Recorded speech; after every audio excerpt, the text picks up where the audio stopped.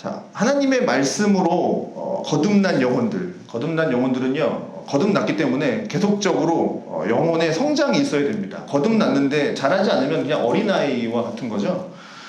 이 나그네와 같은 지금 이 세상을 살아가는, 어떻게 보면 순례의 길을 걸어가는 성도들에게는 끊임없이 고난이 있다라고 말씀을 하고 있는데, 주님은 이토록 우리에게 고난을 주시는 이유가 이 고난을 통해서, 이 고난으로 말미암아 우리의 믿음이 성장을 하고 또 우리의 영혼이 자라도록 하기 위함입니다. 자, 언제나 우리의 앞에 평탄하고 순탄한 길만 있다면 우리의 영혼이 이 단단해질 시간이 없는 거죠. 금이 재련의 과정을 통해서 단단해지지, 정금으로 나오듯이 우리 안에 이 영혼이 단단해지는 시기가 필요한데, 그게 이제 고난을 통해서 우리 영혼이 단단해지는 건데, 이것들이 없으면 이제 성장하지 못하고 자라지 못하는 거죠. 그래서 어려움을 극복하면서 우리의 영혼은 더욱더 단단해지고 이제 자라게 됩니다. 그래서 오늘 읽은 이 2장 1절부터의 말씀은 그리스도인들이 어떻게 하면 성장하여 갈 건가, 어떻게 성장하여 갈 것인가 하는 내용이 담겨있는 내용이 이제 2장의 내용입니다. 그래서 진정한 영적인 성장을 이루기 위해서는, 그렇게 행동하기 위해서는 우선적으로 제일 먼저 해야 될 게 뭐냐면 버리는 것부터 시작하는 겁니다. 무엇을 버려야 하는가? 그게 이제 1절이죠. 그러므로 모든 악독과 모든 기만과 외식과 시기와 모든 비방하는 말을 버려라. 이제 이 버리는 것부터 시작을 하는 겁니다. 자, 그러므로 라고 시작을 하고 있기 때문에 이제 앞선 내용에 있어서 이제 그러므로죠. 그래서 22절의 내용, 형제를 마음으로 뜨겁게 서로 사랑하라.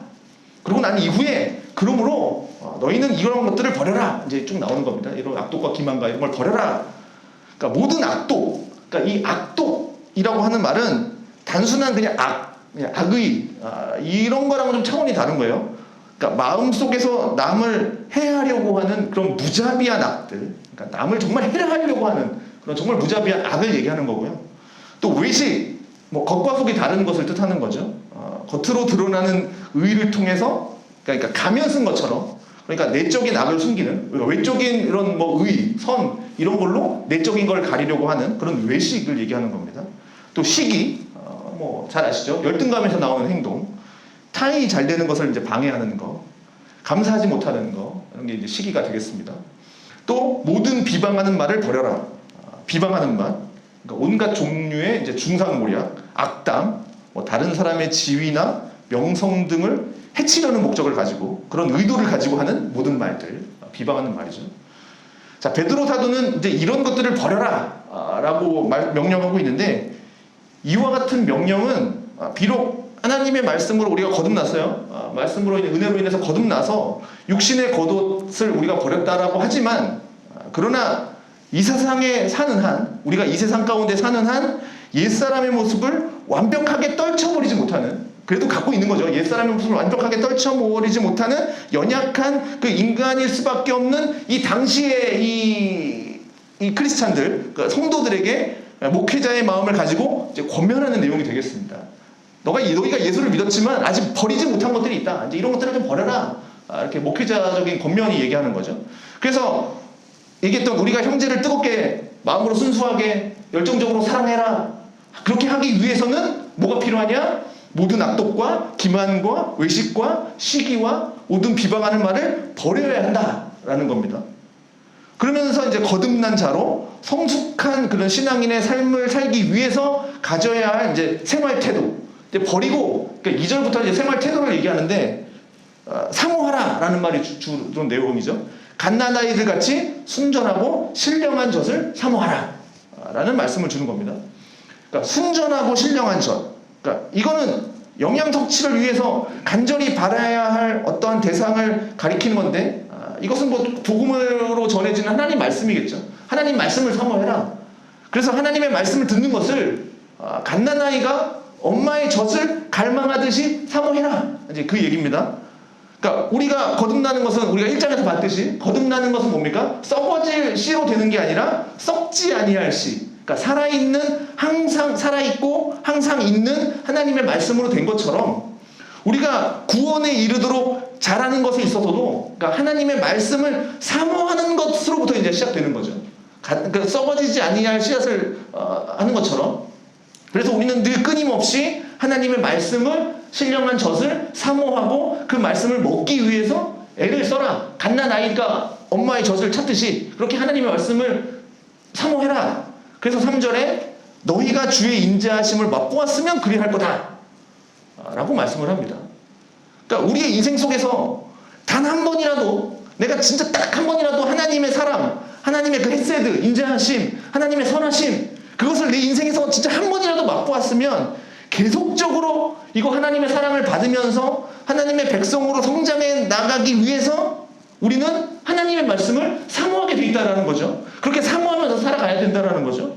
그래서 끊임없이 하나님의 말씀에 대한 사모함을 가지고 살아가야 한다는 겁니다. 그리스도인은 그냥 내가 예수 믿었다, 내가 거듭났다 라고 해서 끝! 이게 아니라, 이거는 이제 이단들이 얘기하는 그거죠. 한 번 구원받았으면 끝이다. 이게 아니라, 그렇게 다 되는 게 아니라 우리의 영혼이 끊임없이 성장하여 가도록, 그렇게 우리에게 주어진 이 구원이 성도의 견인이죠. 완성되어져 가도록, 구원에 이르도록 우리는 끊임없이 자라가야 하는데, 자라기 위해서는 어떻게 해야 되냐? 하나님의 말씀을 사모함으로, 그러니까 그 말씀을 먹는 일이 끊임없이 일어나야 된다는 겁니다. 그래서 우리의 영적인 성장이 있기 위해서는 제일 먼저 뭐예요? 하나님의 말씀을 사모하는 거. 그게 제일 먼저 필요하다는 거죠. 그러면서 이어서 하는 말씀이 이거죠. 너희도 산돌같이 신령한 집으로 세워져라. 그러니까 산돌이라고 했을 때, 그러니까 산돌, 살아있는 돌인 거죠. 사절에 보면 아까 얘기했듯이 이미 보배로운 산돌이신 예수께 나아가라고 하는 걸 보니까 이 살아있는 돌은 산돌같이라는 것은 예수님이라고 볼 수가 있겠죠. 예수님을 가리키는 거겠죠. 그런데 참 희한한 건 살아있는 돌이랍니다. 돌이 살아있다니 이게 말이 되는 얘기입니까? 살아있는 것은 생물에게나 붙일 수 있는 얘기인데 지금 생명이 없는 돌에게 살아있다라는 표현을 하는 거예요. 자, 여기서 사용되고 있는 이 돌이라고 하는 표현, 아시다시피 보통 그 무덤의 입구를 막는 크고 둥그란 돌, 입구를 막는 그 돌을 생각하시면 되겠습니다. 그런데 그 무덤의 문이 열렸다고 생각해 보십시오. 닫혀 있었던 돌이 굴려져서 열려 있다고 생각해 보십시오. 돌이 움직인 거죠. 예수님의 무덤이 돌로 막혀 있었는데 예수님이 부활하실 때 그 돌이 기적적으로 열렸죠. 그래서 살아있는 돌, 그러면 예수님의 부활을 생각할 수가 있겠습니다. 그러니 살아있는 돌은 뭐냐? 부활하신 그리스도를 나타내는 겁니다. 열렸으니까, 움직여서 열렸으니까. 그렇게 생각하시면 됩니다. 자, 그래서 우리는 이 살아있는 돌, 그러니까 그리스도와 같이 신령한 집으로 세워지고, 그러니까 신령한 집이라고 하면 또 우리는 성전을 생각할 수가 있겠죠. 예수님도 성전을 뭐라고 표현합니까? 만인이 기도하는 집이라고 표현했죠. 구약시대에는 하나님의 전, 성전이라고 했다면, 이 신령한 집, 성전이라고 했다면, 신약시대에 와서 이 하나님의 집은 그리스도의 몸을 이루고 있는 교회를 가리키는 겁니다. 그래서 살아있는 돌과 같이 신령한 집을 세우라 라고 하는 건 살아있는 돌이신 그리스도와 함께 연합한 자로서 그의 몸이 교회를 온전히 세워라. 너희도 예수님 같이 예수님과 함께 신령한 집으로 연합된 자로서 그리스도의 몸인 교회를 세워라 라는 뜻이 되겠습니다. 자, 교회를 온전히 세워나간다 라는 것은 혼자 할 수 있는 게 아닙니다. 교회는 그리스도의 몸으로 그리스도 안에 택함받은 이 성도들이 한 몸을 이루어가는 연합된 공동체이니까, 그래서 이렇게 신령한 집으로 세워지는 것은 이미 언급된 것처럼 아까 얘기했죠. 형제 한 사람 한 사람을 뜨겁게 마음으로 사랑하고 그렇게 그리스도의 몸이 온전하게 세워져 나가는 겁니다. 연합되어서. 또 이어서 예수 그리스도로 말미암아 하나님이 기쁘게 받으실 신령한 제사를 드릴 거룩한 제사장이 될지니라 라고 말씀을 합니다. 자, 구약시대에는 아무나 제사장이 될 수 없었지만 레위 지파 중에서 세워져야 했죠. 그리고 일반 백성들이 하나님께 나아가기 위해서는 세워진 제사장을 통해서 하나님께 나아갈 수 있었습니다. 그런데 이제 아시다시피 신약시대에 와서 지금 여기도 말씀하고 있는 것처럼 너희가 거룩한 제사장이 되라 하고 있습니다. 그러니 지금 이 편지를 받고 있는 사람들이 누굽니까? 본도, 갈라디아, 갑바도기아, 아시아와 비두니아, 그 터키 지역 아닙니까? 이게 나갈 수 있는 이 편지를 받고 있는 이방인들조차도 지금 제사장이 되라 라고 이야기하는 겁니다. 그래서 이 신약 시대에는 스스로 이제 하나님께 나아갈 수 있는 제사장의 자격을 얻게 된 것이죠. 구약 시대에는 제사장을 통해서 나아갔지만 그렇게 거룩한 제사장이 되어서 해야 할 일이 뭐냐? 하나님이 기쁘게 받으실 신령한 제사를 드리는 거.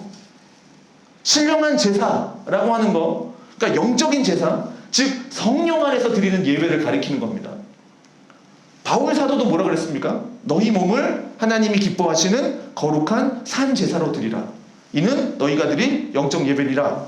라고 말함으로써, 그러니까 피 흘려 드리는 구약적 구약 시대, 구약적 의미의 희생 제사가 아니라 이제는 우리는 뭡니까? 살아있는 몸으로 거룩한 삶을 사는 것 자체를 영적인 예배라고 했습니다. 또 히브리서 13장에서도 예수 그리스도의 이름을 증언하는 입술의 열매가 있고 선행과 구제의 삶을 통해서 나누어 주기를 잊지 말아라. 이것이 하나님이 기뻐하시는 제사다 라고 말을 했습니다. 그러니까 제사라고 하는 구약시대 동물을 죽이고 짐승을 바치고 하는 그런 외적인 형태보다도 통회하는 심령, 또 그 속에서 하나님을 찬양하는 것, 또 그 속에서 하나님께 감사하는 것, 그 속에서 하나님의 의로움, 하나님이 용서를 베풀어 주시는 것, 이러한 것들이 제사 속에 나타나니 내적인 것을 하나님은 굉장히 중요하게 여기신다라는 거죠. 우리의 행위보다. 하나님께서 구약시대 성도들에게 짐승의 제사를 명한 이유가 뭡니까?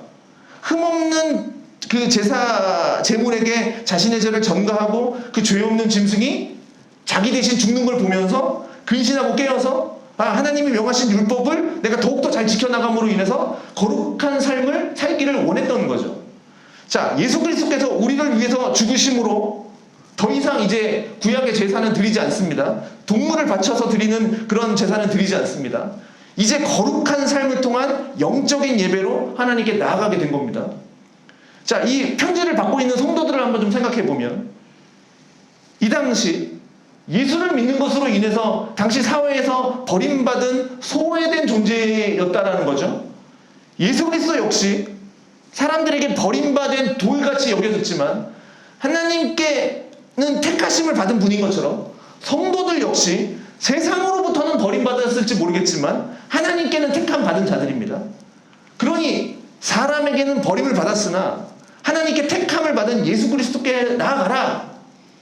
그것이 이 어려운 시대를 살고 있는 성도들에게 있어서는 하나님으로부터 택하심을 받았다라고 하는 사실이 큰 은혜가 되었을 겁니다. 그러니 우리들 역시 예수 그리스도께로 나아가야 하는 존재라는 사실이죠. 자, 우리도 그리스도 안에서 신령한 집을 지금 세우고 있는가? 또 그리스도 앞에 나아가서 우리 그리스도 안에 한 몸이 된 다른 지체들을 우리 마음으로부터 뜨겁게 사랑하며 그리스도의 몸을 신령한 집으로 세워가고 있는가? 우리가 그것을 먼저 생각해 보시기 바랍니다. 그리스도와 연합된 그리스도의 몸으로서 또 머리 대신 그리스도를 뜨겁게 사랑하고 또 우리 주님께서 이루어 가고자 하시는 그 일들, 하나님의 일들을 행하면서 주님의 몸을 온전히 이루어 나가야 되는 거죠. 그래서 우리는 예수 그리스도께로 먼저 나아가는 것이 너무나도 중요합니다. 그 예수 그리스도와 연합하는 것이 너무 중요하고요. 그 예수 그리스도 안에서 한 몸, 한 지체된 성도들을 사랑하는 것이 너무나도 중요하다라는 것을 오늘 베드로 사도는 그 말씀을 하고 있는 겁니다. 신령한 집으로 세워나가는 것. 바로 그리스도를 아는 지식에서 자라는 것과 같습니다. 자, 오늘도 내일도 하나님 안에서 신령한 집으로 세워져 가고 또 하나님이 기쁘게 받으실 거룩한 제사를 드리는 거룩한 예배자, 제사장이 되시기를 바라겠습니다. 자, 이 시간 우리가 기도하죠.